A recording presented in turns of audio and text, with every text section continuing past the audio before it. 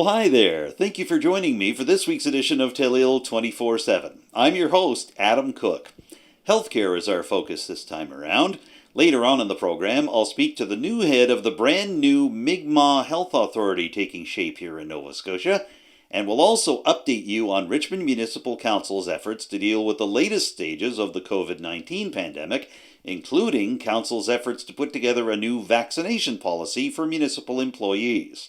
But we begin with local physician recruitment, and Gina MacDonald took on quite an important role in that process over the last couple of months. MacDonald is the new Healthcare Recruitment Navigator for the Cape Breton South Recruiting for Health Committee.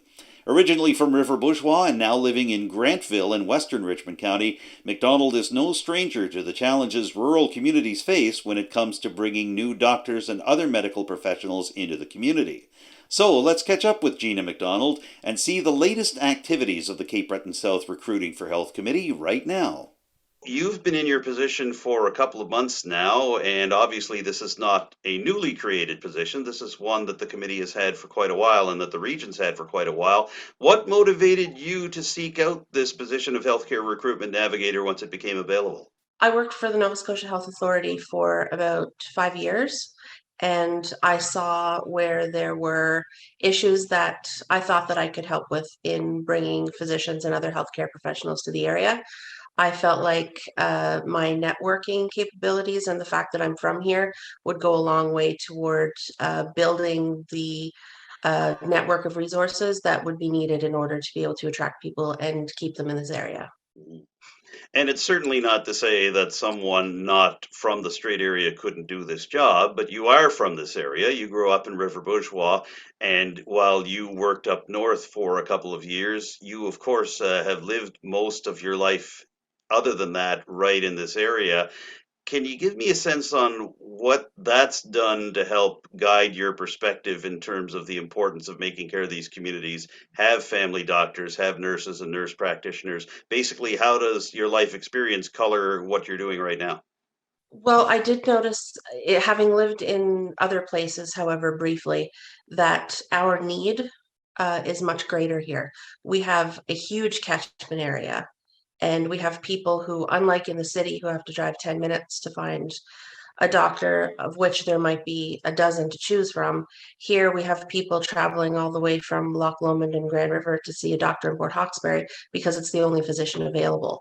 So I have been able to see the other side of the coin in that in a lot of other places it's a lot more accessible than it is around here. And because of the aging demographic, because I've had grandparents go through the system who have special needs and transportation issues and a lot more complex health issues, I know how important it is in a place like this and the unique challenges that we have. So I really think that that's kind of what pushed me towards wanting to make a difference here. Mhm.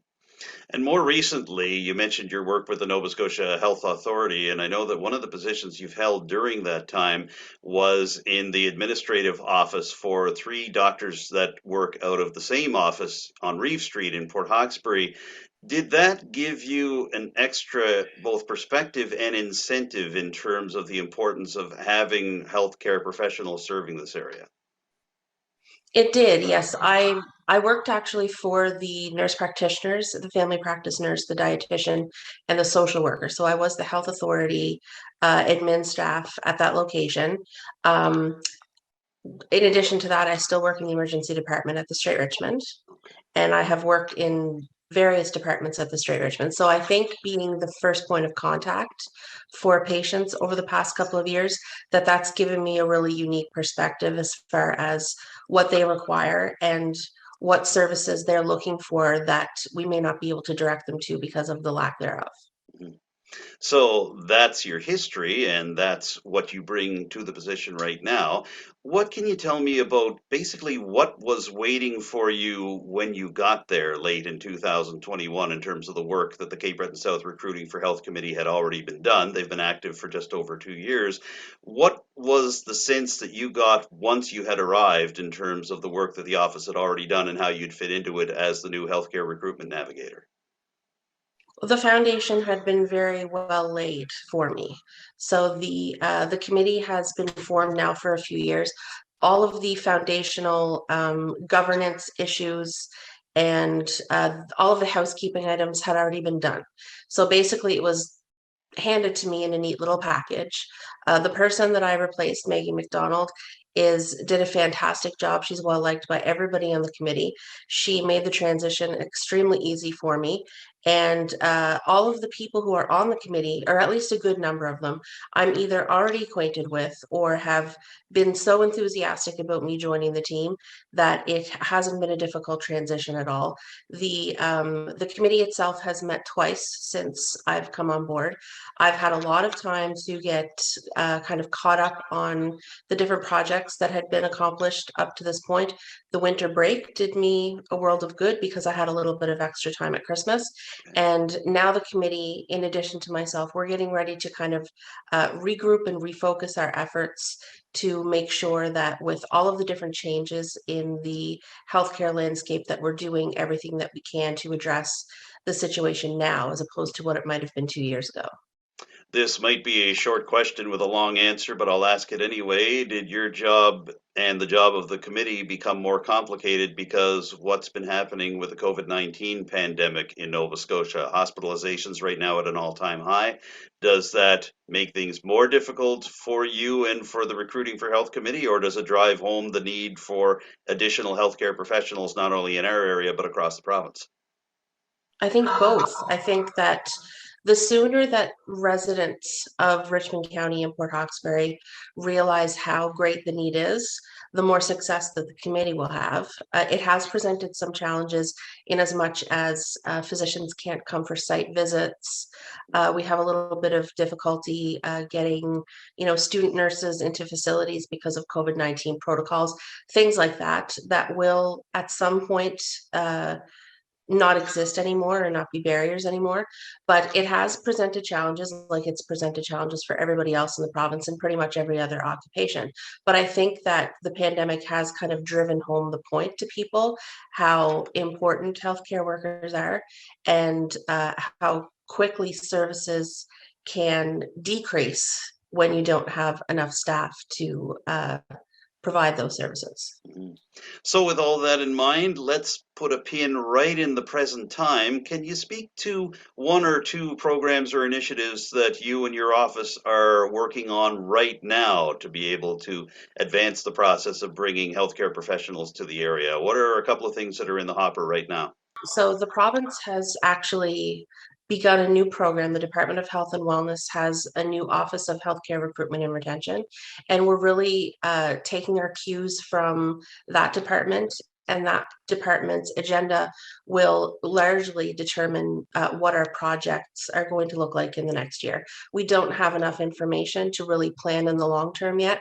So in the meantime, we're going to continuously recruit doctors and nurses as they come down the pipe. We have been we've been taking the time during COVID-19 to thank various healthcare professionals in the area. I know that it can be difficult. Usually, when you go to a doctor's office, you're not there to thank them, and when you're in the emergency room, you sometimes aren't in a position or in a mindset to thank them either. Yeah. We thought that it was very important for a lot of these frontline healthcare workers to have the opportunity to see how much the general public appreciated them. So we have made some presentations to the ER doctors at the Straight Richmond. We just recently went to present a little thank you to the paramedics in the area. And over the next couple of months, we'll be doing similar projects, just really kind of doing a formal thanks so that everybody has the opportunity to thank these people that otherwise they might not have the opportunity to thank.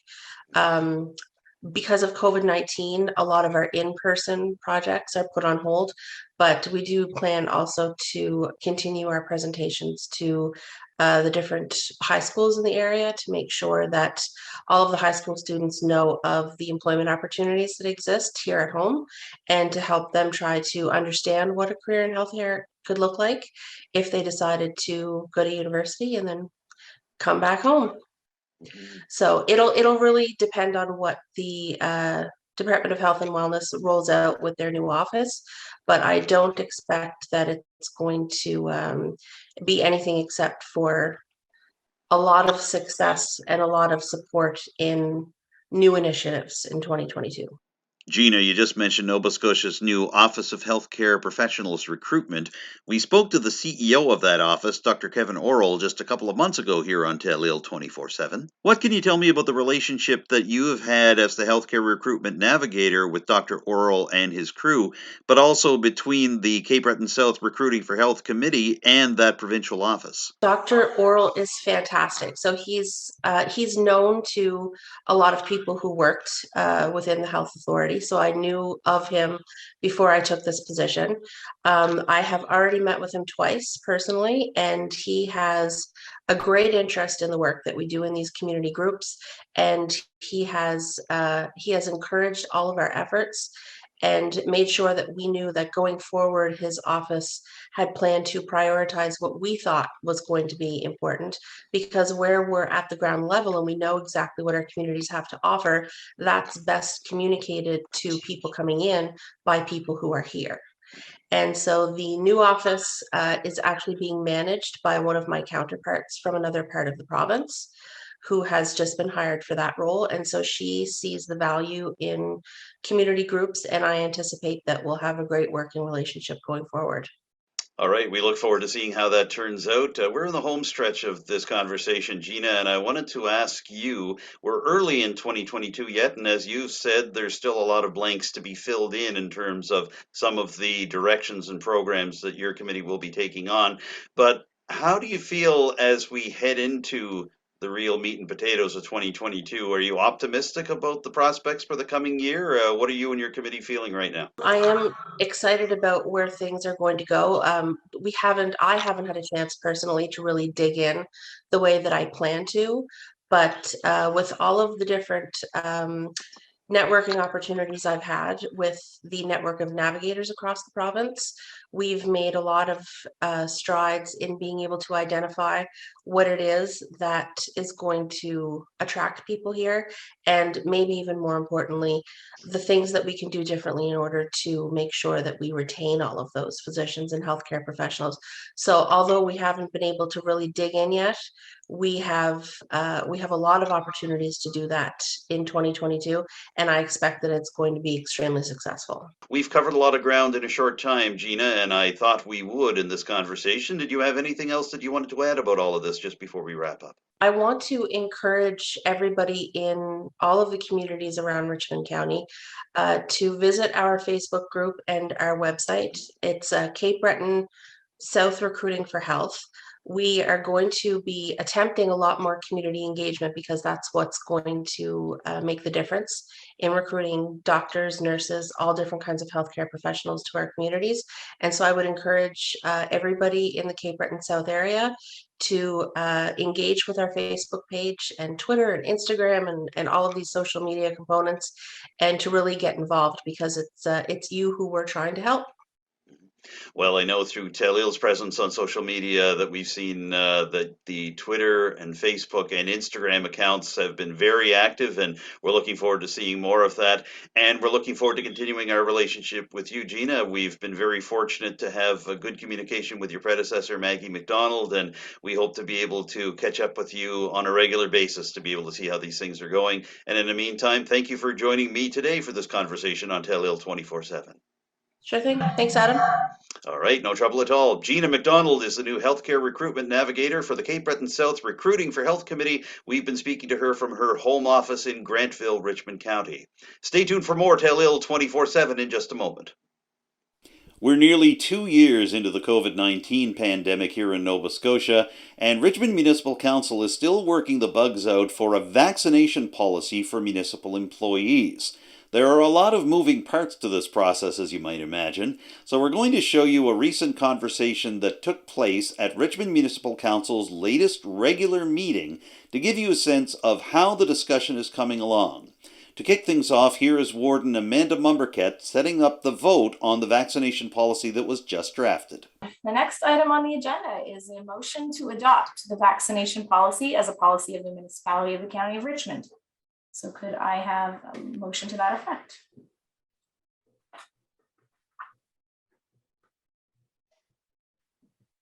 I'll make that motion.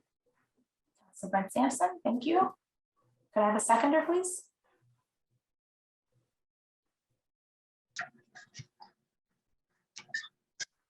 Okay. So no seconder for that motion would mean the motion cannot move forward. All right. So that motion is, I won't say defeated, but it will not be moving forward. And I'm not sure if councillors are interested in bringing this back to Bylaw and Policy Committee, but I think probably for a debrief, that's in our best interest. Okay. So if we could, I would like to bring it back to Bylaw and Policy. okay. Yeah, Madam Warren, I would like to see it go back to the Bylaw and Policy Committee meetings. And also, can we request to have our solicitor in that meeting as well, please? To get a legal opinion on the policy?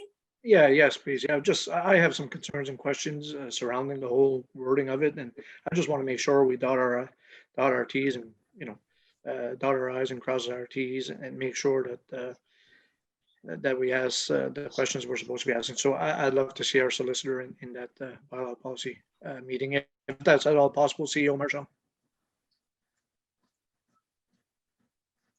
Doesn't normally come to bylaw meetings. I think what we would normally do is provide him with a copy of the policy and then him take a look at it and review it to provide his comments on it. I think that probably might be our next step. Yeah, for sure. Yeah, no, either way, if he could shed some light on some of our questions, yeah, that'd be great. Yeah. Yep. Okay. Well, we'll bring it back to Bylaw and Policy for discussion then, councillors, and that way we'll, if there are questions that we have, we can pose them and then get them off to the solicitor. Thank you. Okay.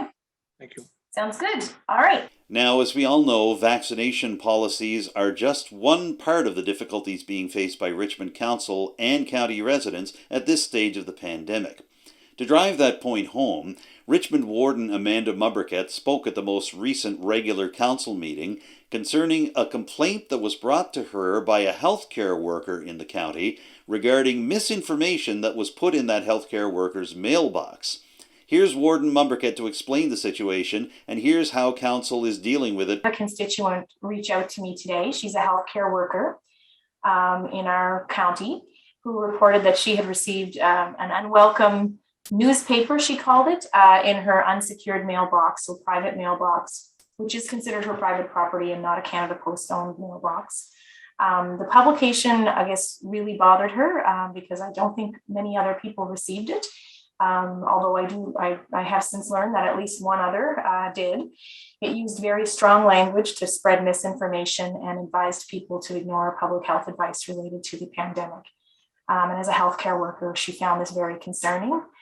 She found it also very concerning that it landed in her mailbox on a Saturday and while she was not at home. And so it did not, and I checked with both with our Canada Post locations here, and the mailing did not come through their normal processes. So it was obviously dropped into her mailbox. So knowing that she's not the only one who had this happen, she wanted to reach out to let me know about it because she was troubled as a healthcare worker about the misinformation in the newsletter or newspaper. There's not really any way for the municipality to take any action or to intervene in any way on this. However, I did want to bring it here because of what was described to me as the intimidating nature of the publication. Just for people to be aware of it, if they see things like that in their mailbox, we shouldn't be scared or change what we're doing to keep each other safe and to keep ourselves safe. And there continues to be reliable information on the Government of Nova Scotia website at novascotia.ca/coronavirus. There's a great little section on that page called Protect Yourself and Others. And so I just wanted to mention that as a public service announcement because of the level of concern that I heard from this particular healthcare worker in our county. And I thank her for reporting that to us. So I assume, Madam Warden, that the person that wrote this letter didn't identify themselves? No, she doesn't know where it came from. It was like a newspaper type format. You may not know the Mi'kmaq word Tajikemeik just yet. It actually means to be healthy. And you're going to be hearing a lot more of that word in the days and weeks to come. That's because Tajikemeik is the name of a new Mi'kmaq Health Authority for Nova Scotia. And that new organization recently received $9 million in federal funds to get things started. So why is this particular organization necessary for Mi'kmaq people in Nova Scotia? To get the answers, I spoke to Sharon Rudderham. She's the new Director of Health Transformation for Tajikemeik, and she has decades of experience in terms of health services for Mi'kmaq residents on the local level. Here's that interview with Sharon Rudderham right now. And I'm pleased to welcome to Telile 24/7 today the Director of Health Transformation for the new Mi'kmaq Health Authority, Tajikemeik. Her name is Sharon Rudderham. Sharon, welcome to Telile 24/7. Thank you for giving us a couple of minutes here today. Thank you very much. We're coming off a very exciting announcement of $9 million of government funding confirmed for the new health authority. Can you give us a little bit of background as to how this all came about? Well, this work began several years ago. The health directors really have been working on this process for probably more than 10 years in developing a plan and figuring out exactly where we wanted to go. It's a process that has been driven by health directors within the Nova Scotian Mi'kmaq communities. And Tajikemeik and the new process that we're looking toward and the announcement of the resources are to support the development of this new structure within Mi'kmaq communities. Before taking on this new role with this new health authority, you were the director of the Eskasoni Health Center for 20 years, I understand. What did you see there that convinced you that a broader look had to be taken in terms of health services for Mi'kmaq? What did you see there that is guiding what you and your colleagues are doing with Tajikemeik right now? Working in the community for the last 20 years has really informed the decision of all of us as health directors in moving into a new direction. A new direction, you know, working at the community level, you can see firsthand all of the issues and all of the disparities that continue to plague or occur within our communities, especially with relation to the health status of our population. And health directors would do a lot of advocacy and lobbying and in collaboration with leadership off the sides of their desk, in addition to operating and managing a full team at the community level. So the need to establish a structure to support health directors and to support communities to work collaboratively with all of the partners that we have in Nova Scotia. And, you know, really it's really about the Mi'kmaq moving toward taking control of the design and the delivery of health and wellness services. There has been a lot of learnings in the rollout of different programs and services that have been done, you know, primarily nationally from Indigenous Services Canada. Those programs, as they're transferred and implemented in communities, don't always fit. And it's important for the communities to be able to design and deliver culturally safe, holistic health programs. Whereas when it came from government, they were very siloed in their approach. And that is not something that our communities, we prefer to look at a more comprehensive view and a more holistic view of the way that health services are being provided. And in the mechanism that was being utilized, it was coming into silos and very regimented, you know, reporting requirements around resources and whatever else. And really, we needed to move in a direction where we were developing all of these programs to meet the needs of community members and the Mi'kmaq of Nova Scotia. And I'm understanding, just with my basic research into the Tajikemeik process, that a lot of Mi'kmaq speakers who weren't proficient in English were having trouble getting basic services because they were having trouble finding people who could speak to them in their own language. Was that the case? And are you hoping that this will be addressed within the new system? Yeah, it's been really a great value when, health centers have continued to build their teams and being able to provide services in the Mi'kmaq language to community members has been, tremendous. Often when our community members or my family members, and all of our family members, we're all connected, would go to mainstream systems like our health authorities or hospitals, the barriers that continue to exist around language and being able to effectively communicate with healthcare professionals. There is no translation services available. There are translation services available for many, many other immigrant populations in Nova Scotia, but Mi'kmaq are not immigrants, and there is no translation services. We're the first people of Nova Scotia, and the communities had pulled together and pulled resources to hire an interpreter liaison type role to provide that hands-on support to patients who were in the hospital.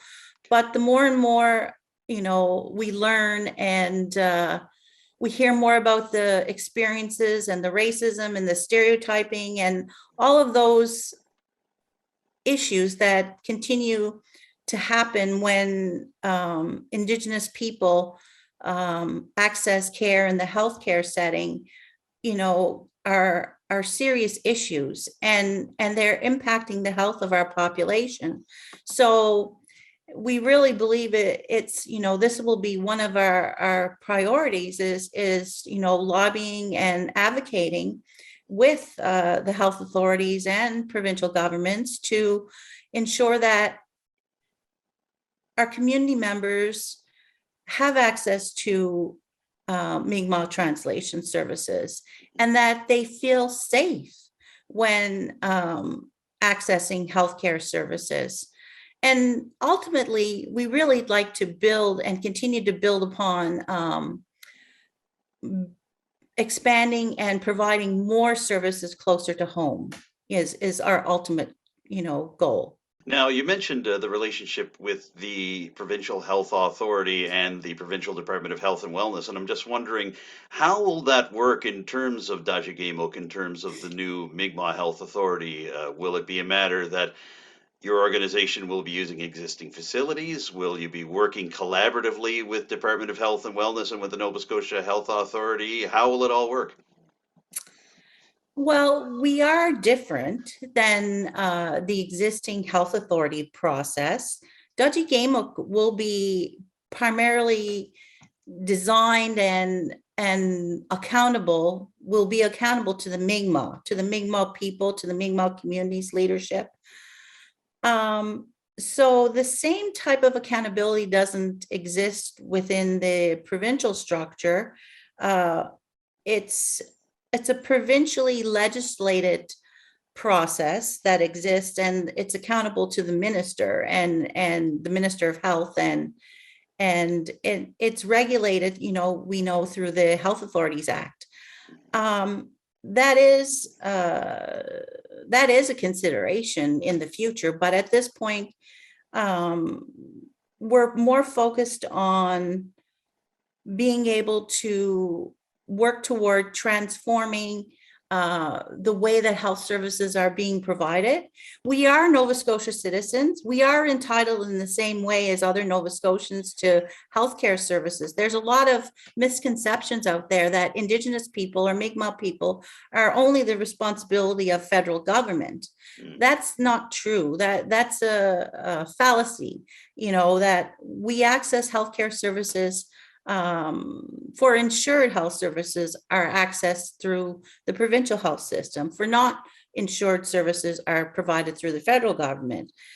So it's important for us to, as we move toward looking toward ways we can transform the health of our people and our communities, we need to work with all of our partners. We need to work with the Department of Health. We need to work with the Office of Addictions and Mental Health. We need to continue to work with all of these partners to improving services within communities and supporting health planning. And also, this provides a mechanism to support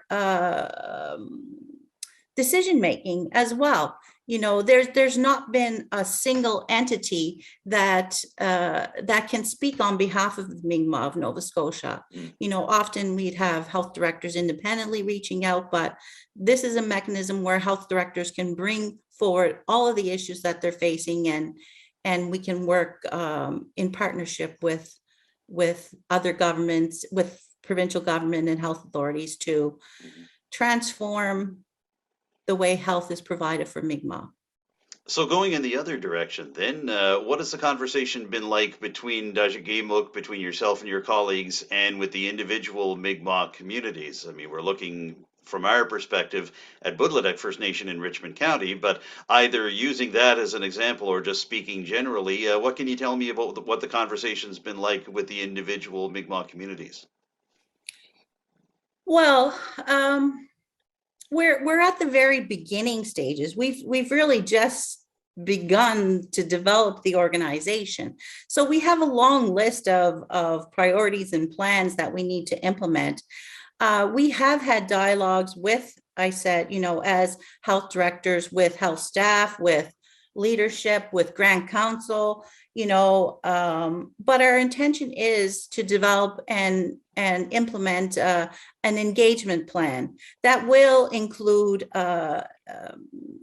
information sessions and focused discussion specific to health and potentially other issues, and our intention is within our engagement plan, as we proceed, to engage with all communities and all community members and all ages, the youth and elders and families. And, I think it's important to hear from everyone around, what challenges they're facing. We've, as health directors working at the community level, we've heard a lot of those challenges and a lot of those stories, and that community members continue to face so many barriers when accessing healthcare in the mainstream system. Mm-hmm. Now, you mentioned taking a look at community consultation and looking long term. So, what can you tell me about some of the long term goals for Tajikemeik for the delivery of healthcare from a Mi'kmaq perspective? Are there any, even one or two things that you look at and you say, these are some of the things that we'd like to see happen? Well, there's a lot of short-term and long-term goals ahead. I think that in the initial work that we're going to continue to build on a lot of the successes and collaborative work that we've done already. But really, a priority. There's so many priorities within our communities. COVID has been the priority for everyone across this country and the world, and of course, always, the health, chronic conditions that continue to face our communities, and mental health and addictions are always top priority items within our communities around improving access and services.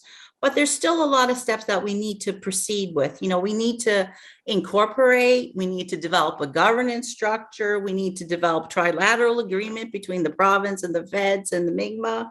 We need to have an engagement process with communities and through those engagement processes, I think that they will continue to validate a lot of the priorities that we've already heard from many community health directors that we're already working with on a regular basis. All right. I do understand as well, just taking a look at some of the early goals and early discussion points for Tajikemeik that you folks are looking to set up an early years program for children around the communities. Can you tell me a little bit about why that's an early priority for you? Well, recently there has been some, great investment into early years funding within Mi'kmaq communities and more broadly, I guess. But we became aware of a program that that's available through the Paul Martin Foundation, who have supported other communities in the development of early year tools. And so some of those components could be the development of a Mi'kmaq specific parenting tool. And then another component, is around development of tools that can support programs like maternal child health program, training and any type of tool that will assist our team members working at the community level to support new moms and families. So also the importance of streamlining and the development of a curriculum to support Head Start and daycare that is Mi'kmaq specific. There's been a lot of parenting tools that have been developed by the non-Indigenous population, and those have been reviewed and utilized to some extent, and some measures have been taken in several communities around trying to adjust those tools to meet the different priorities within Mi'kmaq communities. Whereas, it's important for us to focus on building language and building culture and building pride, within our Mi'kmaq communities. We've had a long history of trauma and impacts that have impacted, my family and many other families because of residential schools and other impacts, and have resulted in loss of language and loss of connections to our culture. So with the changes that are coming around in changes in legislation around language, it's important that the Mi'kmaq language be recognized and supported, and whatever we can do to build those tools for our community health workers to utilize and to support families will we believe benefit children and families overall in all communities. Well, we look forward to seeing how it all unfolds as you and your colleagues get to work, Sharon. We've covered a lot of ground in just a short time here, and I thought we might. Did you have anything else you wanted to add about the early goings for Tajikemeik before we wrap up? Well, we're really excited to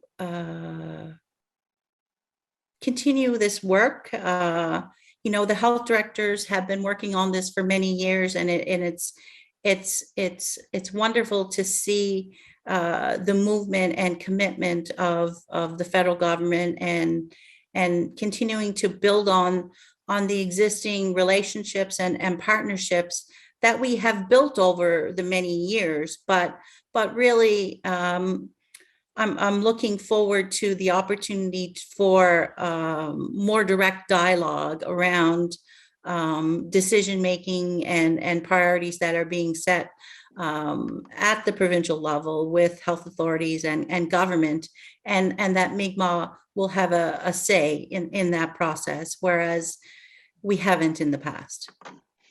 Well, we know that there's a lot for you and your colleagues to be doing at this stage of the game, but we appreciate you taking some time and telling us about how things are coming together for Tajikemeik, for the Mi'kmaq Health Authority. So Sharon Rudderham, Walalio, thank you for joining us on Telile 24/7 today.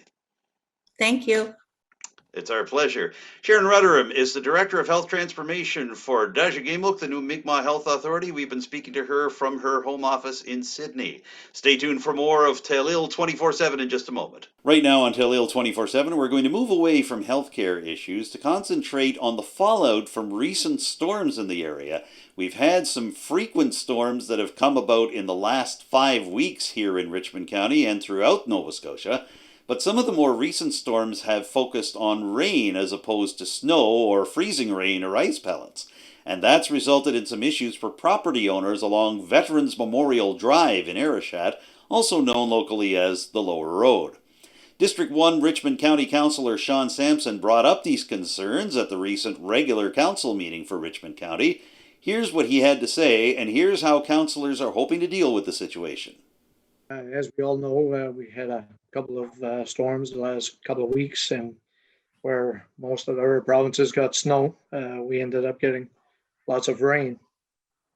And people on the Lower Road in Arishat and people that drive the Lower Road, even though they're not from Arishat, would see and know what I'm speaking of when it comes to the damage that the water is causing coming down from the high road to the low road.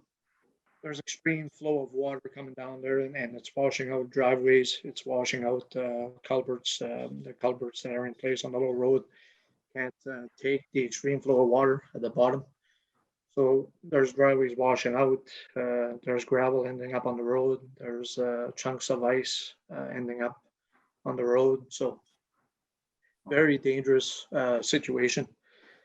Very discouraging situation for property owners when they see their driveways getting washed out every time it rains, and the rain is coming from the high road through their land and down to the low road. So I don't know if we can get Chris involved and Public Works involved to get some kind of engineering consultant to help out TIR when it comes to this. This work, to me, in my opinion, this work's got to be done in collaboration. So if the homeowner is just simply just going to do some work around their house to avoid the driveway getting flooded and washing away, but the aging infrastructure up on the high road and the culverts that are causing this stuff is not fixed and not updated, or the culverts at the end of the low road where all this water is coming, if that's not updated, so we're just going to be spinning our wheels here, right? So in my opinion, the poor crew at TIR are simply just going to these trouble spots all the time and fixing these problems. But in my opinion, they're just putting band-aids on an open wound, and this work's got to be done in collaboration. And instead of putting a band-aid on a certain part of it, it's got to be all done at once and stitch up the wound, right? Instead of putting a band-aid on it, right? So for me, I'd like to see some kind of motion put forward that we instruct staff or our Public Works Department to get some engineering opinions and work done and work with TIR to start at the root of the problem, which I believe is at the high road in Arishat coming down. So some of that aging infrastructure, in my opinion, has got to be replaced. The landowner, property owners got to do their part, and then it's got to be fixed at the bottom, right, to avoid this from happening going forward. Okay, thanks, Councillor. So this is provincial infrastructure, though, that we're talking about. Well, I mean, it's culverts, aging infrastructure on our high road. So yeah, so it could be provincial. not sure if the municipality, I mean, I'm not suggesting that we get involved in landscaping, property owners, and get in the landscaping business. But when we look at the wastewater management program that a lot of people have taken advantage of, I don't know if there's things we can do there to help out property owners when it comes to, fixing their part of the problem and doing all this work at once. But I know that if you're just going to fix one part of the problem and not the rest, then we're just going to be spinning our wheels here, right? And it's going to be occurring every time there's rainstorms or snowstorms or anything like that, right? So. Well, my feeling is that, similar to, I think what you kind of alluded to when you started, was that this is a provincial issue. So, I mean, although I would support us encouraging these fixes to happen, is it more appropriate for us to be crafting a letter to the provincial Department of Public Works and encourage them to investigate it and come up with a plan? It's not our responsibility. So yeah, I mean, I'm due to do a drive around with our MLA Trevor. So I will be bringing this up to him. I just wanted to bring it up to the residents, and I've visited these trouble spots last week, and I just wanted to mention it at a municipal level to know that we're going to try to take some action here and see what we can do on a municipal level as well. But yeah, I know it starts at provincial level, but again, I just wanted to bring it attention that if it's not done all in collaboration, then it's going to be all for naught, right? So just wanted to bring it up. Yeah, those last rains did some serious damage, I think, on several areas throughout the county. I know there's some businesses in St. Peter's on the lower side of the canal. You have difficulty getting in and out of them right now. And hats off to our TIR department. I mean, they got down there and fixed some of the shoulders of the road. They still got some work to do, but they fixed some of it. But it's just an ongoing issue that to me has to get addressed for everybody involved. Right?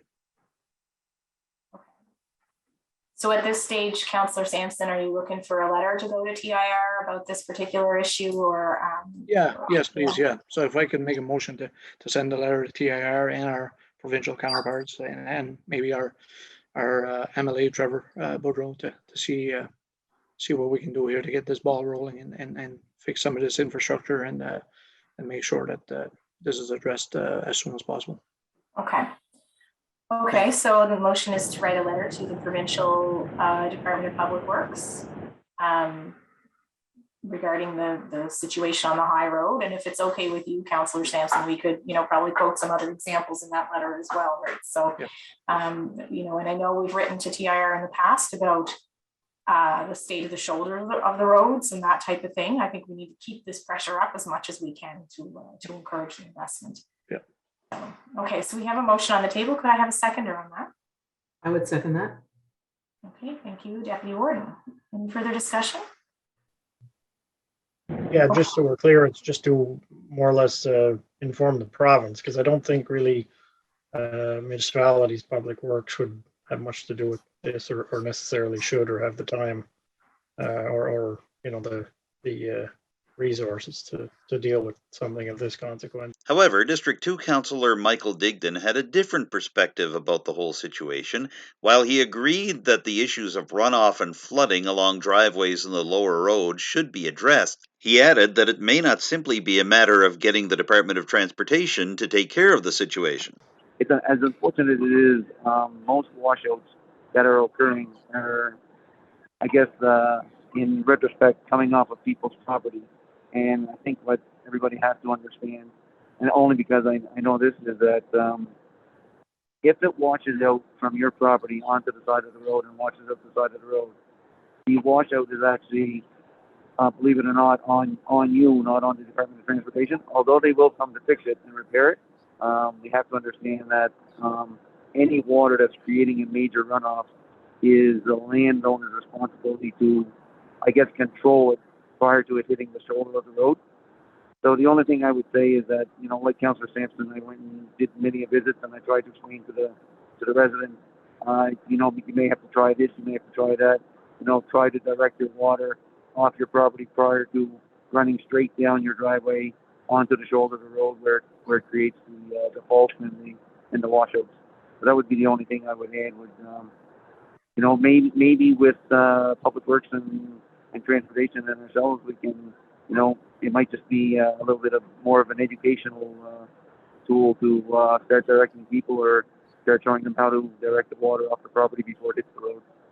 In the end, councillors voted unanimously to write to the Department of Transportation and Public Works for Nova Scotia to deal with the Veterans Memorial Drive situation. That letter was co-authored by Warden Amanda Mumberket and District 1 Councillor Sean Sampson. Of course, these winter storms we are experiencing are soon going to be a thing of the past, and as spring arrives in just a few weeks, we'll see snowblowers and shovels going back into the shed and rakes and lawnmowers coming out.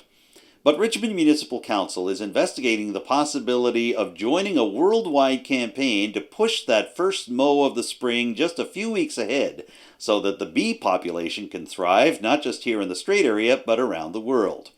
Richmond Warden Amanda Mumberket was approached by one of her District 4 constituents with the idea, and she brought that idea to the latest regular monthly meeting of Richmond Municipal Council. Here's how that discussion went and what the county intends to do about the proposed No Mow May. This initial piece of correspondence is from Blair Sampson. Sampson was a beekeeper in actually a couple of doors down from me, and it's regarding No Mow May. So I'll just kind of summarize the letter that we've received from Blair and then open it for discussion from councillors. So he's just noted that as a local beekeeper, an environmentally conscious Richmond County resident, he wants to make us aware of a great international campaign that we could consider promoting and becoming an active participant in. It's called, it's a campaign launched by Plant Life called No Mow May. Plant Life's No Mow May campaign doesn't ask you to do much. In fact, it asks you not to do anything at all. Just lock up your lawnmower on May 1st and let the wildflowers in your lawn bloom, providing a feast of nectar for our hungry pollinators. Let it grow. So now entering its third season, the campaign has kind of taken on a life of its own. The letter speaks about, it's present in the US, UK, Canada. The Nature Conservancy of Canada has taken up the cause as well and become a big proponent. And he is suggesting that we could be, as a county, leading by example by not cutting grass on county-owned properties during the month of May to raise awareness and to encourage other Richmond County residents to also participate in the campaign. So he describes it as a win-win, helps the environment, helps the bees and the butterflies and many other struggling pollinators and foragers. And it's actually no cost and cost saving. So he's invited us to check out the website for it, which has more detailed information on how councils can participate. It includes posters that we can download for use on our social media and in locations. Mr. Sampson contacted me about a week and a half ago with this, and in the meantime, before bringing it to this meeting tonight, I thought it would be probably in council's best interest. I checked in with the Director of Public Works, Chris Woodrow, prior to this, because my only concern was bringing this forward. If we were to make a decision and then for some reason there might be something we're not thinking of or some kind of impact it may have that we're not aware of, I thought it made sense to speak to him first. He didn't think there was anything I was missing on that, except he said it would probably be in everyone's best interest to try and make sure, if we're going ahead with this, that we advertise it as much as possible so that people within the county understand that this is going on and that the county's not receiving complaints that the mowing's not getting done, kind of thing. So that just to try and make people as aware as possible that it is intentionally being done for a specific reason, Yeah, that's a great point. Yeah, I'm feeling like a few little well-placed signs on county properties that say we participate in No Mow May, help the bees, or like using some of those that sign that's on the website or something could do the trick for that. But I do support it. It's something that we actually started doing ourselves last year. So yeah. Okay, great. Councilor Sean Sampson? Yeah, no, I agree and I support that as well. And that's a great idea on Councillor Brent's behalf to make sure that we bring awareness to it, to make the public aware that we are taking part in this. I'd be willing to make a motion to ask staff to put this into place to participate in it, and hopefully we can get enough signage and advertising out there to make sure that people in the county are well aware of it. Okay. So did you want to include that communications piece in your motion? I don't want to get too specific with it just because I'm not, that's not my area of expertise, but that we ask staff to communicate that as much as possible, I guess, to make the residents aware. Okay. So the motion then would essentially be for us to participate as a county in No Mow May and to communicate that to community. Okay. Yes. In the end, Councillor Brent Sampson's motion passed unanimously, so we're one step closer to seeing No Mow May being celebrated in Richmond County later this spring. If you watched last week's edition of Telile 24/7, you might remember that I sat down with one of my colleagues in the local journalism program administered by the Canadian Association of Community Television Users and Stations, or CACTUS for short. Her name is Vicki Hogarth. She's the news director for CHCO Charlotte County Television in St. Andrews, New Brunswick. Well, I thought it might be fun to play the Fast 5 game that we have here at Telile 24/7 with Vicki, and she came up with some interesting answers. Take a look for yourself. Vicki Hogarth of CHCO-TV, ready for the Fast 5? So here is your first question. Coke, Pepsi, or neither? Coke. All right, there we go. That's the right answer, by the way. Favorite color? Green. All right. You can binge watch one TV show or one movie if you have a week off. What is it? Oh my God. I just binge watched Ozark, the part 1 of season 4. And I thought it was such a dark show for a while, but I'm like, really, there's something about Jason Bateman. Yeah. All right. So question number 4, you can be an animal for one day. What is that animal? Oh, I would normally say monkey, but given my dog's life, I'll say dog. You were the first person to say monkey in all the interviews I've done for the Fast 5. That was awesome. That's wonderful. And wrapping things up, would you rather be a forest or a tree? Oh, forest. Why a forest? I mean, because it goes on, it changes. I mean, so does a tree. But I think that the eras of a forest could, you want to see the forest, not just the trees, right? You want to see the whole picture. You want to see the whole I would thing. be a forest for that. Also, little known fact that they know about me here, I was born in Victoria. So I'm like, there's big, beautiful forests out there. So there's a part of me, and that's probably why my favorite color is green. I just there's something about trees. You like So to it's be kind of hard to surrounded pick. by the green. But I feel like a forest regenerates, whereas a tree does get like bigger and bigger and bigger. It gets a new ring every year, but eventually it will end. Whereas a forest will always regenerate and become something. It's always different and always new, but never ending. Now, Vicki Hogarth isn't the first Telile 24/7 guest to play the Fast 5 game, but she is the first guest to ask me 5 questions of my own. So take a listen, because you might be surprised by some of the answers I gave. What do you think is your best trait? I think my best trait is the ability to roll with the punches. Okay, but what would you consider your worst characteristic?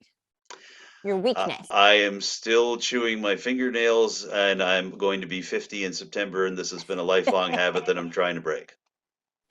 And what quality do you admire most in others? Or appreciate? I'm going to say appreciate. I think the post questioner is more like appreciate in others. What quality do you most like in other people? This has changed year by year. I think right now the quality that I admire most in other people is compassion, especially compassion in a professional setting. That you don't always see that, eh? Favorite place to be in the world? At the beach. Okay. Yeah, with Kathy. Okay, I was going to go super dark. But what do you think happens when we die? I will give you the honest answer from my heart. I do believe that we are given the opportunity to look back on our lives with those in heaven and to see whether there are parts of our lives that we regret, and that ultimately determines our fate beyond that. Perfect. So you're a forest, obviously, not a tree. Exactly. That was basically the same answer I gave too.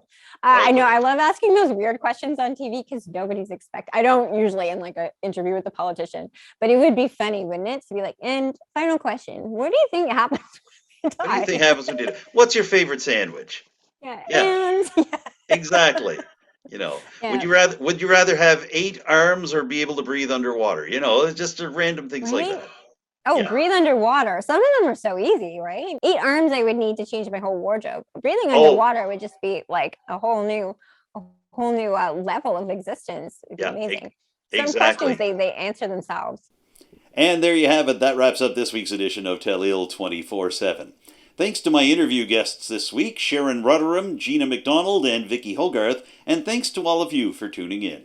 If you have any ideas for future shows, be sure to contact me directly or contact Telile Community Television in Arishat. And be sure to follow Telile on social media. We're on Facebook, Twitter, Instagram, and YouTube. I'm Adam Cooke. Thanks again for joining in for this week's edition of Telile 24/7. I look forward to seeing you next week with a brand new show. Bye for now.